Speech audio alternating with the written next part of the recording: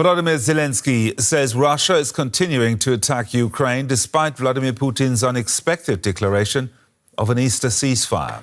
The Ukrainian president said his country would respect the truce if Russia kept to it. And he responded to the Russian president by proposing to extend the ceasefire for another 30 days. Putin ordered a halt to fighting to mark the Christian holy day. However, Kyiv said clashes were continuing on border regions, though there's been no independent verification of these claims.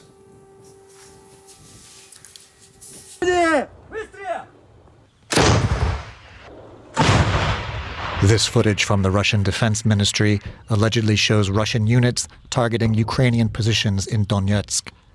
Hours later, Russia's president ordered the shelling to stop. Guided by humanitarian considerations, today from 6 p.m. through Sunday evening, the Russian side declares an Easter truce. I order all military actions to cease for this period. We assume that the Ukrainian side will follow our example. Here in Kyiv, Ukrainians were deeply skeptical of the Russian president's talk of a truce. Tonight in Ukraine, and especially in Kyiv, we expect missiles. There will be no ceasefire. That's what I think. I do not believe his statements, because Russia is a terrorist country, and they constantly lie to the international community.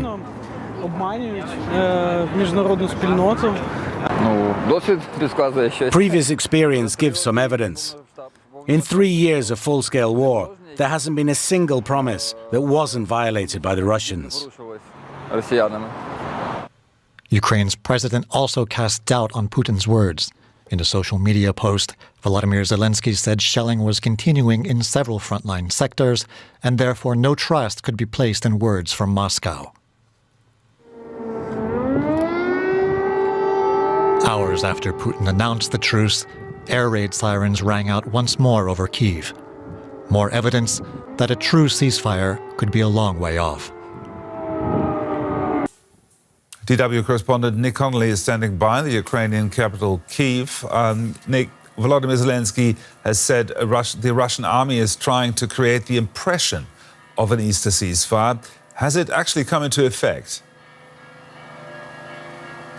So from what we have heard from Ukrainian soldiers on the front lines that we're in contact with, is that yes, the intensity of the fighting has reduced significantly in some places. There have been no attacks, no shelling, but that in other locations it continues, albeit on a slightly lower level than before 6 p.m. local time yesterday when this ceasefire went into effect. So there is a sense that this is not fully implemented. This is, after all, a front line that is more than 1,000 kilometers long.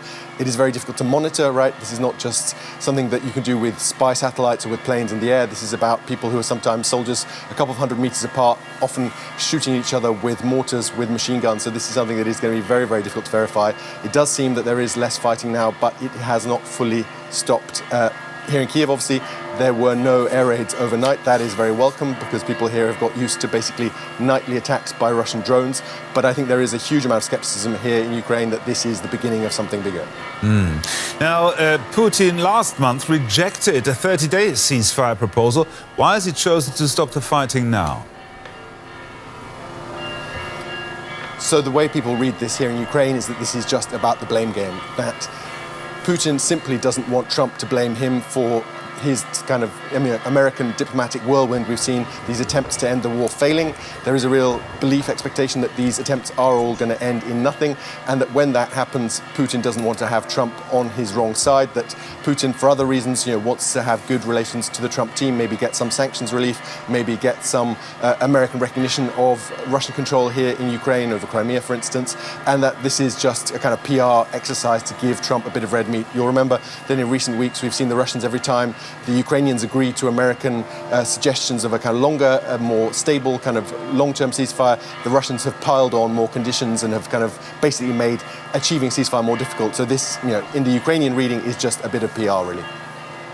Now, you mentioned there is skepticism in Ukraine, but are Ukrainians at least hopeful this could be the start of a real truce? Obviously, there is massive desire here in Ukraine after 3 years of war for a real end to hostilities. That is out of the question. People here are tired. These nightly attacks on Kiev and other cities, even if you are hundreds of kilometers away from the front lines, are exhausting. People just haven't had a real night's sleep for years, let alone the people who've been fighting for 3 years now. Lots of those people on the front lines here in Ukraine basically, signed up early on and haven't really had a longer vacation since. So that is all without question. But I think there's a real sense that Putin just hasn't changed in his war aims. When you listen to what he says, he began this war with basically a history lecture saying that Ukraine was a made-up country and that basically Ukraine had to be brought back to Russian control. And there is a sense that he hasn't really changed in his ambitions, that anything short of turning Ukraine into another Belarus, a client state, is not going to satisfy Putin. However much other people in Moscow might want an end to hostilities, might want to patch things up with the West and have an end to sanctions, there's a real sense that this is about Putin playing for time, trying to play Trump, and then carry on his objectives on the battlefield. Nick Connolly there, reporting from Kyiv for us. Thank you, Nick.